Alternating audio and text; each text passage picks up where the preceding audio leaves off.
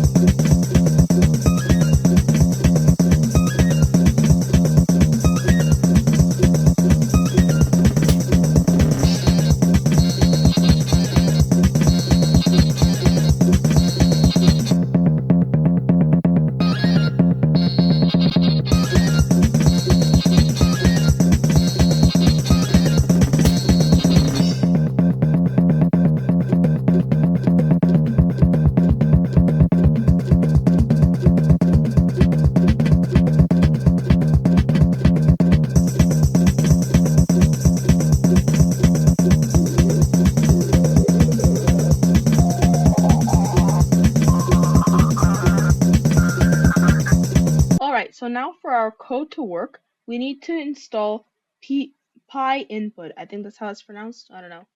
So just go into your command prompt and we can just run pip install py and put. I think I already have it installed, but in case I don't. Yep, I already have it installed, so we're all good. Alright, so now to run the script that we just made, we need to run the command python keylogger.py. Wait, did I put the name correctly? So sorry, I have to change the directory to where my file was, and now we can run that command. Alright, what? Alright, so I actually figured it out. It was a spelling mistake. Let's run that now. And maybe it'll work. Alright, so now let's open up Notepad. What? Let's just go ahead and type, I don't know, I am a doo-doo head. And let's see if it logged it. And look, we found the log.txt. It says note shift I am a dodo \\.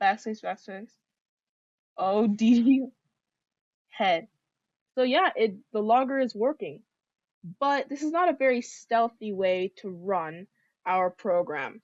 So we have to compile it into binary and turn it into an exe. With that, to do that, we can just use PyInstaller. Alright, so now we need to install PyInstaller. So we can just do pip install, and let's just wait for that. Alright, so now it's time to actually compile our file. Now there's two ways that we can do this. You can just run PyInstaller --1 file, then our file name keylogger.py. And now we could do this, but this just makes it into an exe.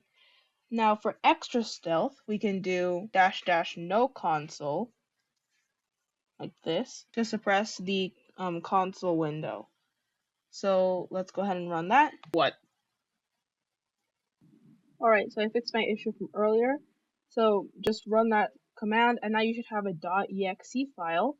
If you double click on that file, it should start logging just fine. So we just made a keylogger that is compatible with Windows and that suppresses the console screen. Now, just a disclaimer, please make sure you have full consent before using this on another system and only use on your own materials. If you get in trouble or get caught, it is seriously not my problem. That is your choice. Anyways, I will have the Python code in the description below if you guys want to just copy it from there.